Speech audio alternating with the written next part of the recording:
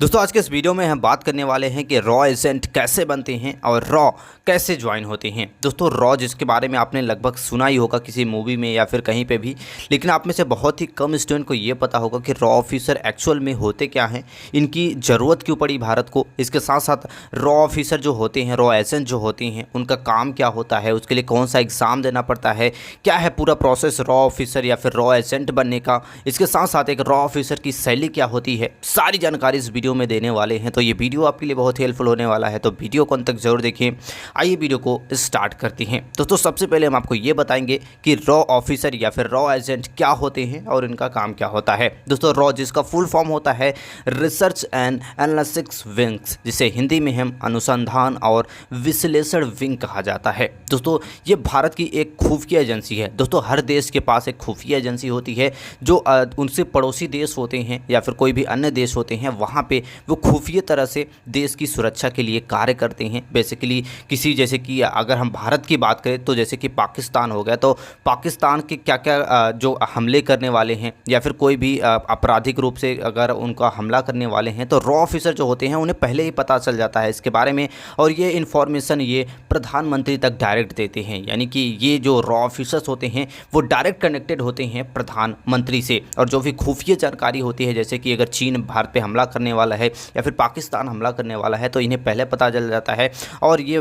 भारत देश को पहले ही सतर्क कर देते हैं। इसकी आवश्यकता हमें पड़ी थी 21 सितंबर 1968 में, इसकी स्थापना की गई थी तब जब भारत चीन युद्ध हुआ था और भारत पाकिस्तान युद्ध हुआ था। इसके बाद इसकी स्थापना की गई थी हमारे प्रधानमंत्री श्रीमती इंदिरा गांधी के द्वारा। तो दोस्तों आई होप आप समझ गए होंगे कि रॉ की ज़रूरत हमें क्यों पड़ी और इसकी स्थापना कब की गई थी।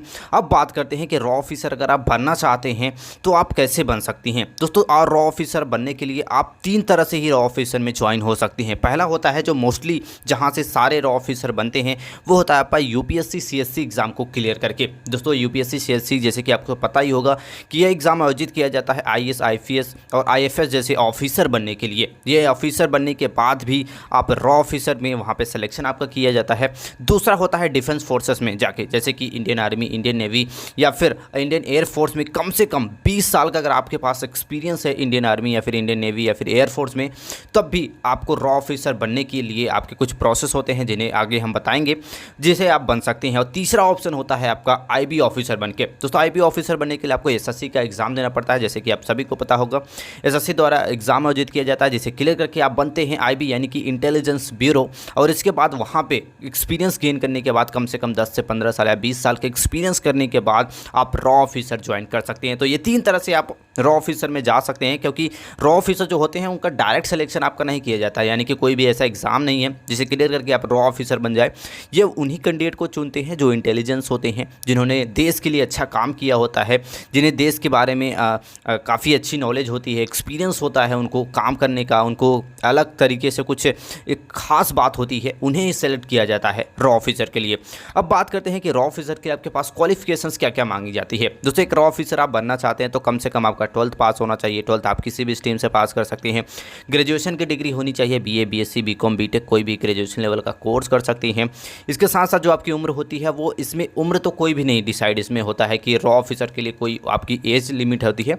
बट अगर आप कोई भी एग्ज़ाम देते हैं, जैसे कि यूपीएससी सीएससी देते हैं, डिफेंस में जाना चाहते हैं, तो आईबी ऑफिसर बनना चाहते हैं, तो उसके लिए आपकी जो उम्र होनी चाहिए वो कम से कम 21 से 32 वर्ष के बीच में होनी चाहिए। उसके लिए आपकी एज मांगी जाती है। रॉ ऑफिसर के लिए यहाँ पे कोई भी एज नहीं मांगी जाती है।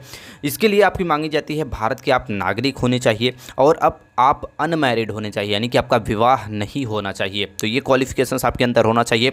आपको इंग्लिश और कंप्यूटर लैंग्वेज का भी नॉलेज होना चाहिए। कुछ स्किल्स होनी चाहिए जो बहुत ही इंपॉर्टेंट है रॉ ऑफिसर बनने के लिए। आइए उनके बारे में बात कर लेते हैं। दोस्तों एक रॉ ऑफिसर बनने के लिए जो आपकी स्किल्स मांगी जाती है, उसमें सबसे पहले नंबर पे आता है आपकी कंप्यूटर हैकिंग के बारे में आपको नॉलेज होना चाहिए। कई सारे नहीं होता है आपके पास, तो आप सीख भी सकते हैं इसके बारे में। इसके बाद आपको स्पेशल जॉब स्किल्स आपके अंदर होनी चाहिए। आप इंटरनेट स्पीड और अनस्टार्टिंग में आप एक्सपर्ट होने चाहिए। इसके साथ साथ कंप्यूटर लैंग्वेज, इंग्लिश लैंग्वेज और इंटेलिजेंस लेवल आपका काफ़ी ज़्यादा हाई होना चाहिए। आपको खुफिया जानकारी को एकत्रित करना आपको आसानी से आना चाहिए। तो ये सारे आपके पास स्किल्स भी यहाँ पे मांगा जाता है। अब मोस्ट इंपॉर्टेंट जो आप में से बहुत सारे स्टूडेंट जानना चाहते होंगे कि एक रॉ ऑफिसर का काम क्या होता है। होता है एक्चुअल में। दोस्तों अगर हम बात करें कॉम की, तो जैसे कि हमने पहले बताया कि उनका जो बेसिकली काम होता है वो अन्य देश जैसे कि पाकिस्तान हो गया, चीन हो गया, अगर आप भारत में बनते हैं एक रॉ ऑफिसर, तो आपका जो मेन काम होगा वो यही होगा कि आपको दूसरे देशों की जानकारी को इकट्ठा करना और अपनी जानकारी को बाहर ना जाने देना, यानी कि जो भी यहाँ पे कार्य चल रहे हैं उसकी जानकारी को, जो सीक्रेट काम चलते हैं भारत देश में, उसको जानकारी को बाहर ना पहुँचने देना, ये सारा काम आपका होता है।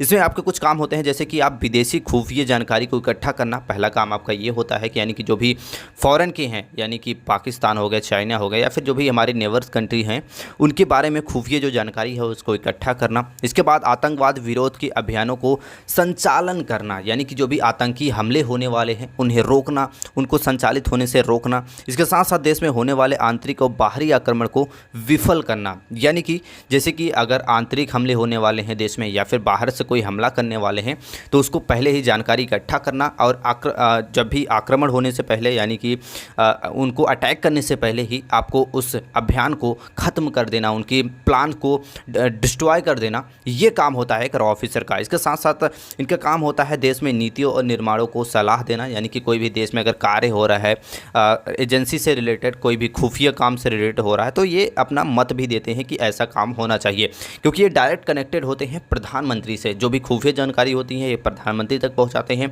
और प्रधानमंत्री ये डिसाइड करता है, क्योंकि हमारे देश में जो सबसे हाईएस्ट पोस्ट है वो होता है प्रधानमंत्री का। इसके बाद देश के परमाणु जो कार्यक्रम से सुरक्षित करना होता है, इसका भी काम होता है, यानी कि जो भी परमाणु स्टेशन है हमारे यहाँ, उन सब के बारे में जानकारी रखना और उसकी सीक्रेट जो हैं वो बाहर तक न जा पाए, ये सारी जिम्मेदारी भी इनका ही काम होता है। अब बनते कैसे हैं एक रॉ ऑफिसर यानी कि रॉ एजेंट, आइए उसके बारे में आपको पूरी डिटेल्स में बता देते हैं। तो अगर आप एक रॉ ऑफिसर बनना चाहते हैं तो जैसे कि हमने बताया कि आपको 3 तरह से बन सकते हैं। पहला होता है UPSC CSC exam, defence forces या फिर आईबी ऑफिसर। तो सबसे पहले आप यूपीएससी सीएससी एग्जाम अगर आप क्लियर कर लेते हैं, जिसके लिए आपका ग्रेजुएशन पूरा होना चाहिए, तो इसके बाद आपको बनना होगा आईपीएस ऑफिसर बनना होगा, आईएफएस ऑफिसर बनना होगा, ये बन सकते हैं। इसके बाद आपका सिलेक्शन किया जाता है, वहाँ पे आपको सेलेक्ट करते हैं। जैसे कि आपने अच्छा कार्य किया है देश के लिए तो इंटेलिजेंस लेवल आपका हाई रहता है, तो वहाँ पे आके जो इंटेलिजेंस ऑफिसर के जो अधिकारी होते हैं वहाँ पे आपका सिलेक्शन करते हैं।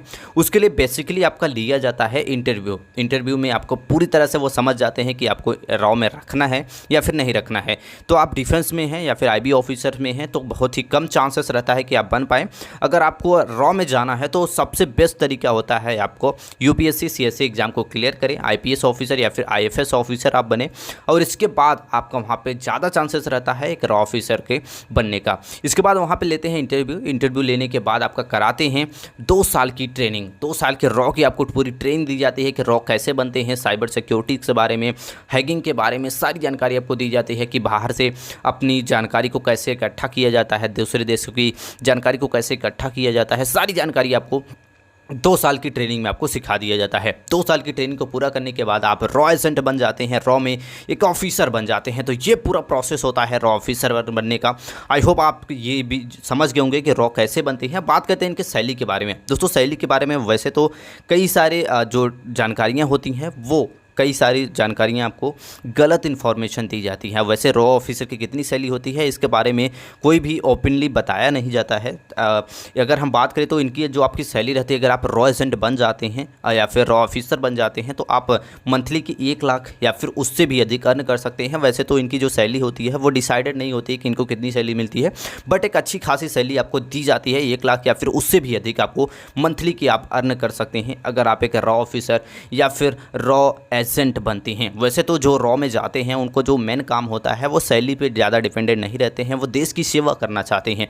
तो उनका जो मेन काम होता है वो होता है कि देश की वे सेवा करें। तो सो आई होप आज का वीडियो आपको हेल्पफुल लगा होगा। आप समझ गए होंगे कि रॉ क्या होते हैं, रॉ एजेंट कैसे बनते हैं, रॉ एजेंट के लिए क्या क्या करना होता है, इनका काम क्या होता है, कितने तरीके से रॉ में जा सकते हैं।